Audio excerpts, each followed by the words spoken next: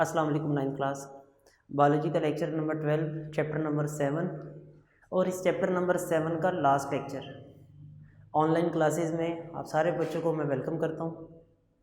अच्छा बच्चों, chapter number 7 हमने बायोएनर्जेटिक्स के नाम से स्टार्ट किया था और इस चैप्टर में अभी तक हमने जो चीज़ें डिस्कस की हैं, दो मेजर पोर्शन है इस चैप्टर के। एक था फोटोसिंथेसिस और दूसरा था रेस्पिरेशन। बायोएनर्जेटिक्स में सबसे पहला जो हमारा टॉपिक था वो था ऑक्सीडेशन एंड रिडक्शन रिएक्शन। उसको आप सारे बच्चे जो हैं केमिस्ट्री में भी पढ़ चुके हैं, बायोलॉजी में भी पढ़ चुके हैं। उसके बाद हमने एटीपी पे नोट पढ़ा था, एटीपी पे डिटेल में नोट डिस्कस किया। फोटोसिंथेसिस पढ़ा, फोटोसिंथेसिस का मैकेनिज्म देखा, लाइट रिएक्शन, डार्क रिएक्शन, और हमने रेस्पिरेशन को डिटेल में पढ़ लिया। रेस्पिरेशन की दो टाइप्स होती हैं, एरोबिक रेस्पिरेशन और एनारोबिक रेस्पिरेशन, उसको भी हमने डिस्कस किया है। आज हम बच्चों जो टॉपिक पढ़ने जा रहे हैं, अगर हम इसको पूरे चैप्टर की समरी कहेंगे तो ये ज़्यादा मुनासिब होगा। इस लेक्चर को शुरू करने से पहले आप सारे बच्चों का जो है वो तवज्जो इसकी तरफ होना बहुत ज़रूरी है। 7.1, 7.2 दो टेबल्स हैं आपकी टेक्स्ट बुक के लास्ट पे, पेपर के पॉइंट ऑफ व्यू से very very very much important, बहुत इम्पोर्टेंट है। उसकी वजह क्या है? इसमें कंपैरिजन लिखा हुआ है फोटोसिंथेसिस का और रेस्पिरेशन का। 7.1 जो टेबल है इसमें हम डिस्कस करेंगे आज फोटोसिंथेसिस और रेस्पिरेशन में क्या फ़र्क है। कुछ आप लोगों की तवज्जो भी इसमें मुझे दरकार होगी। 7.2 टेबल जो है इसमें हम डिफरेंस करेंगे कि एरोबिक और एनारोबिक रेस्पिरेशन में क्या फ़र्क है। तो स्टार्ट करते हैं बच्चों, आज के टॉपिक की तरफ आते हैं। हम ये जानते हैं कि जो फोटोसिंथेसिस का प्रोसेस है ये सिर्फ प्लांट्स में होता है, और ये कैसे प्रोसेस का नाम है? फोटोसिंथेसिस ऐसे प्रोसेस को कहते हैं जिसमें स्मॉलर मॉलिक्यूल्स मिलते हैं और लार्जर मॉलिक्यूल्स हैं वो बनाए जाते हैं। ऐसा प्रोसेस जिसमें स्मॉलर मॉलिक्यूल्स मिले और लार्जर मॉलिक्यूल्स बने, ऐसे रिएक्शन को हम बोल देंगे एनाबॉलिक प्रोसेस। तो हम लिख सकते हैं पहले पॉइंट में, photosynthesis is an anabolic process. ये एक एनाबॉलिक प्रोसेस है। क्या मतलब है इसका? इसका ये मतलब है कि फोटोसिंथेसिस में स्मॉलर मॉलिक्यूल्स मिलते हैं, स्मॉलर मॉलिक्यूल्स कंबाइन करते हैं, छोटे छोटे मॉलिक्यूल्स आपस में मिलते हैं और उनके मिलने से कॉम्प्लेक्स मॉलिक्यूल बनते हैं, बड़े मॉलिक्यूल बनाए जाते हैं। यूं this is the complex molecule. Photosynthesis की इक्वेशन भी आप सारे बच्चों को पता है कि कार्बन डाइऑक्साइड और वाटर के वेपर्स आपस में मिलते हैं, वाटर मिलता है, इनके मिलने से C6H12O6 और 7 ऑक्सीजन रिलीज होती है।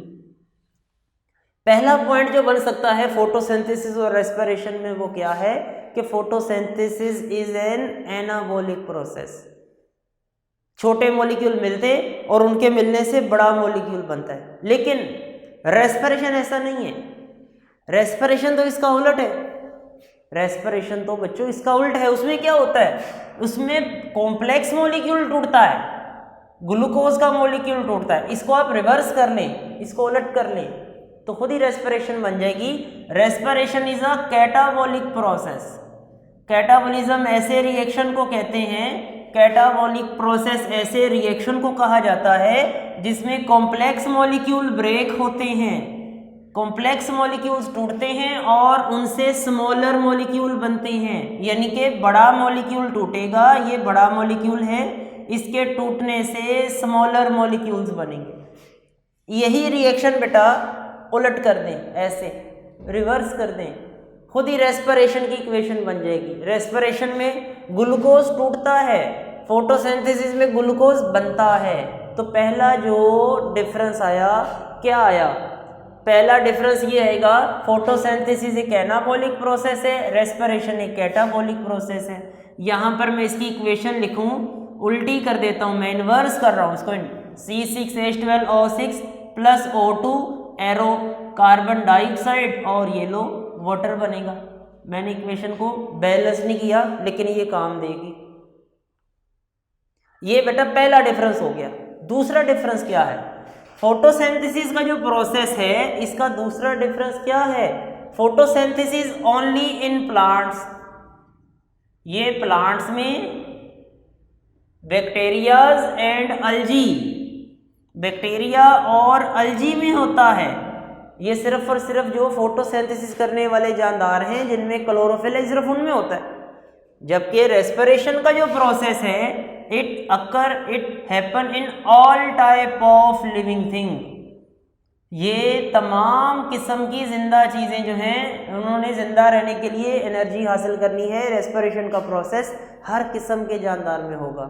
लेकिन फोटोसिंथेसिस का प्रोसेस तमाम ऑर्गेनिजम्स में नहीं होता। फोटोसिंथेसिस का प्रोसेस सिर्फ प्लांट्स, बैक्टीरियाज और कुछ अल्जी में होगा। जानवर फोटोसिंथेसिस नहीं करते, जानवरों में क्लोरोफिल नहीं होता, जानवर सूरज की रोशनी को ऑब्जॉर्ब नहीं करते, उसकी फोटोसिंथेसिस नहीं करते, जानवरों में लाइट रिएक्शन नहीं होता, डार्क रिएक्शन नहीं होता। इसका मतलब है कि फोटोसिंथेसिस जानवरों में नहीं होती। हमारा दूसरा डिफरेंस बन गया। What is the difference between photosynthesis and respiration? Photosynthesis plants, algae और बैक्टीरिया में होती है, जबकि एनिमल्स के अंदर और all type of living things के अंदर रेस्पिरेशन होती है। पौधों में भी होगी, जानवरों में भी होगी, इंसानों में भी होगी। तीसरा डिफरेंस क्या है बच्चों? फोटोसिंथेसिस प्रोसेस जो है ओनली डे टाइम, सिर्फ और सिर्फ दिन के वक्त होगा, क्योंकि सूरज की रोशनी दिन को होती है। फोटोसिंथेसिस के लिए रोशनी का होना ज़रूरी है। क्या सांस लेने के लिए भी रोशनी का होना ज़रूरी है? क्या बंद कमरे में सांस नहीं आती, अंधेरे में सांस नहीं आती? आती है बच्चों। सांस लेने के लिए लाइट का होना ज़रूरी नहीं है, लेकिन फोटोसिंथेसिस के लिए लाइट का होना ज़रूरी है। तो एक तीसरा डिफरेंस आ गया, फोटोसिंथेसिस का प्रोसेस सिर्फ डे टाइम में होगा, जबकि रेस्पिरेशन का जो प्रोसेस है ऑल द टाइम, ये दिन रात लगातार होता है। फोटोसिंथेसिस का प्रोसेस सिर्फ दिन के वक्त होगा। क्यों होगा? क्योंकि सनलाइट सिर्फ दिन के वक्त होती है ना। फोटोसिंथेसिस के लिए सनलाइट का होना ज़रूरी है, जबकि रेस्पिरेशन के लिए लाइट का होना ज़रूरी नहीं। तीसरा डिफरेंस हो गया बच्चों। 4 वाला डिफरेंस क्या है? फोटोसिंथेसिस का जो प्रोसेस है it happen in chloroplast, plants के अंदर क्लोरोप्लास्ट होता है जिसमें फोटोसिंथेसिस का प्रोसेस होता है। एनिमल्स के अंदर क्लोरोप्लास्ट नहीं होता, इसलिए एनिमल्स में फोटोसिंथेसिस का प्रोसेस भी नहीं होता। प्लांट्स में फोटोसिंथेसिस का प्रोसेस क्लोरोप्लास्ट में होता है। इनफैक्ट क्लोरोप्लास्ट के अंदर ही फोटोसिंथेसिस होती है। और रेस्पिरेशन का प्रोसेस जो है it occur in cytoplasm and in mitochondria. ये काम बच्चों 2 मुख्तलिफ हिस्सों में होता है। रेस्पिरेशन का प्रोसेस साइटोप्लाज्म और माइटोकॉन्ड्रिया दोनों में होता है। रेस्पिरेशन का प्रोसेस जो है साइटोप्लाज्म और माइटोकॉन्ड्रिया दोनों में, जबकि फोटोसिंथेसिस का जो प्रोसेस है ये सिर्फ और सिर्फ क्लोरोप्लास्ट में होता है। लो बच्चों, ये तो हो गए हमारे differences, difference between photosynthesis and respiration. अगर आप कैटाबॉलिज्म और एनाबॉलिज्म को मजीद बयान करना चाहें तो आप ये लिख सकते हैं, एनाबॉलिक प्रोसेस जो है इसमें, या फोटोसिंथेसिस का जो प्रोसेस है इसमें लाइट एनर्जी को स्टोर किया जाता है केमिकल एनर्जी में। लाइट एनर्जी को इस्तेमाल करके ग्लूकोज बनता है ना, तो ग्लूकोज तो केमिकल है। फोटोसिंथेसिस में लाइट एनर्जी को इस्तेमाल करके केमिकल एनर्जी बनाई जाती है, जबकि रेस्पिरेशन में वो जो केमिकल एनर्जी है, जो केमिकल एनर्जी उन मॉलिक्यूल्स की सूरत में मौजूद है, ग्लूकोज की सूरत में मौजूद है, उस केमिकल एनर्जी से एटीपी बनता है। 5 डिफरेंसेस हो गए हमारे फोटोसिंथेसिस और रेस्पिरेशन में। मैं रिपीट करता हूं, फिर हम अपना टेबल नंबर 7.2 स्टार्ट करते हैं। पहला डिफरेंस क्या है? Photosynthesis is an anabolic process. It is a process in which smaller molecules combines makes the complex molecule. Photosynthesis का अमल एक एनाबॉलिक अमल है, एनाबॉलिक प्रोसेस है। इस अमल में छोटे मॉलिक्यूल्स मिलके कॉम्प्लेक्स बड़े मॉलिक्यूल बनाते हैं, जबकि रेस्पिरेशन का अमल जो है ये कैटाबॉलिक प्रोसेस है, इसमें बड़े मॉलिक्यूल्स टूटते हैं। फोटोसिंथेसिस के प्रोसेस में ग्लूकोज तैयार होता है, ये देखें C6H12, जबकि रेस्पिरेशन के प्रोसेस में ग्लूकोज ब्रेक होता है, टूटता है। दूसरा डिफरेंस क्या है, फोटोसिंथेसिस का प्रोसेस सिर्फ और सिर्फ प्लांट्स, बैक्टीरियाज और अलजी में होता है, जबकि रेस्पिरेशन का process all type of living things, तमाम किस्म के जानदारों में होता है।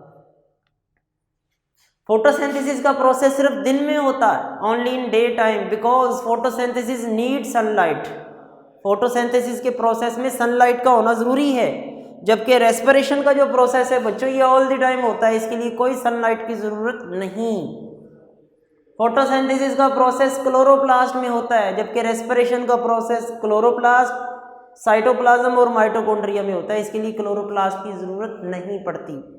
आखिरी वाला प्रोसेस, आखिरी वाला जो स्टेप है वो क्या है, आखिरी पॉइंट क्या है, फोटोसिंथेसिस में लाइट एनर्जी को केमिकल एनर्जी में चेंज करते हैं, जबकि रेस्पिरेशन का जो प्रोसेस है उसमें केमिकल एनर्जी को चेंज करके हम एटीपी के पैकेट्स की सूरत में चेंज कर देते हैं। उम्मीद है बच्चे सारे बच्चों को समझ आ गया। नेक्स्ट वाला topic 7.2 table, difference between aerobic and anaerobic respiration, ये भी हमने डिटेल में डिस्कस किया था।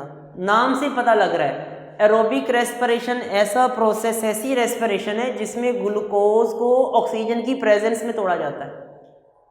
Glucose is break down in the presence of oxygen. हम कह सकते हैं एरोबिक रेस्पिरेशन में प्रेजेंस ऑफ ऑक्सीजन, ऑक्सीजन की ज़रूरत होती है। एनएरोबिक रेस्पिरेशन में occur in absence of oxygen, ये ऑक्सीजन की गैर मौजूदगी में भी हो सकती है। This is the first difference, ये हमारा पहला फ़र्क है एरोबिक और एनएरोबिक रेस्पिरेशन में। बच्चों पहला डिफरेंस क्या है, एरोबिक रेस्पिरेशन का प्रोसेस जो है ऑक्सीजन की मौजूदगी में होता है, एनएरोबिक रेस्पिरेशन का जो प्रोसेस है वो ऑक्सीजन की गैर मौजूदगी में, in the absence of oxygen होता है। एरोबिक रेस्पिरेशन में glucose is completely oxidise, glucose is completely oxidise, glucose की मुकम्मल ऑक्सीडेशन हो जाती है because of excess of oxygen, क्योंकि ऑक्सीजन ज्यादा होती है। जबकि एनारोबिक प्रोसेस में incomplete oxidation of glucose, glucose मुकम्मल तौर पे ऑक्सीडाइज नहीं होता, इनकम्प्लीट ऑक्सीडेशन ऑफ ग्लूकोज।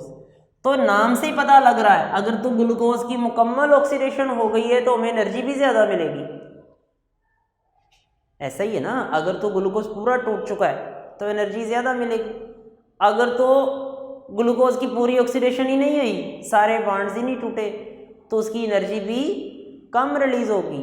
हम ये लिख सकते हैं एरोबिक रेस्पिरेशन में एक ग्लूकोज जब ब्रेक होगा यू विल गॉट, आपको मिलेगी, यू विल गेट 36 ATP, आपको 36 ATP के मॉलिक्यूल मिलेंगे। जबकि एनारोबिक रेस्पिरेशन में जब एक ग्लूकोज टूटेगा तो आपको जस्ट 2 ATP मिलते हैं। तो ज़्यादा एनर्जी किस में मिलती है, एरोबिक रेस्पिरेशन में या एनारोबिक रेस्पिरेशन में? डेफिनेटली एरोबिक रेस्पिरेशन में। 3 पॉइंट्स मैंने बोले हैं, तीनों को फिर से सुनते हैं। एरोबिक रेस्पिरेशन का प्रोसेस जो है ऑक्सीजन की मौजूदगी में होता है, एनारोबिक रेस्पिरेशन का प्रोसेस ऑक्सीजन की एब्सेंस में होता है, उसके लिए ऑक्सीजन की ज़रूरत नहीं।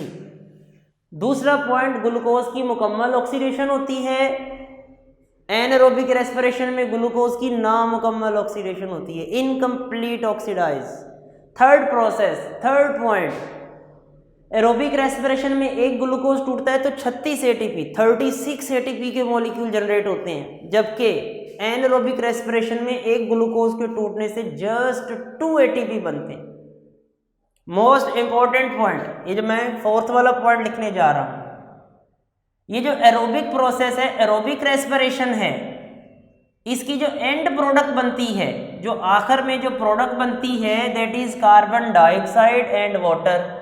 कार्बन डाइऑक्साइड और वाटर के वेपर्स और वाटर होता है। जबकि एनारोबिक रेस्पिरेशन की जो एंड प्रोडक्ट होती है, दिस इज लैक्टिक एसिड। ये लैक्टिक एसिड हो सकता है, कार्बन डाइऑक्साइड के साथ साथ अल्कोहल होती हैं, लैक्टिक एसिड, कार्बन डाइऑक्साइड और अल्कोहल। 4 वाला पॉइंट बच्चों मैं रिकॉल करता हूं, दोबारा से बोलता हूं, दोबारा से रिपीट करता हूं। एरोबिक रेस्पिरेशन की जो एंड प्रोडक्ट है, आखिरी पैदावार, जो एंड पे जो मॉलिक्यूल बचता है वो कार्बन डाइऑक्साइड और वाटर के वेपर्स होंगे, जबकि एरोबिक रेस्पिरेशन के एंड पे लैक्टिक एसिड, कार्बन डाइऑक्साइड और अल्कोहल बनता है। ये जो एरोबिक प्रोसेस है, it is the source of energy, ये एनर्जी का सोर्स है, source of energy for animals and plants, ये प्लांट्स और एनिमल्स के लिए एनर्जी का सोर्स है। ये जो एनारोबिक प्रोसेस है that is done by bacteria, ये काम बैक्टीरियाज करते हैं, और it is used in fermentation. ये जो हमारी डेली लाइफ के अंदर फर्मेंटेशन का प्रोसेस है, इसे वहाँ पे दूध का दही बनाना, आटे को खमीरा करना, ब्रेड बनाना, डो बनाना, बेकरी प्रोडक्ट्स बनाना, ये जो एनारोबिक प्रोसेस है ये वहाँ यूज़ किया जाता है। Source of energy of animal जो है ये एरोबिक प्रोसेस है, जबकि ये जो प्रोसेस है anaerobic process that is done by bacteria, ये काम बैक्टीरियाज करते हैं, और इसको हम अपनी फूड इंडस्ट्री के अंदर ये वाला प्रोसेस जो है वो यूज़ होता है। आखिरी बात, ये जो एरोबिक प्रोसेस है, एरोबिक रेस्पिरेशन है, इसका आधा हिस्सा, इसका जो आधा प्रोसेस है ये 2 स्टेप्स के अंदर होने वाला प्रोसेस है।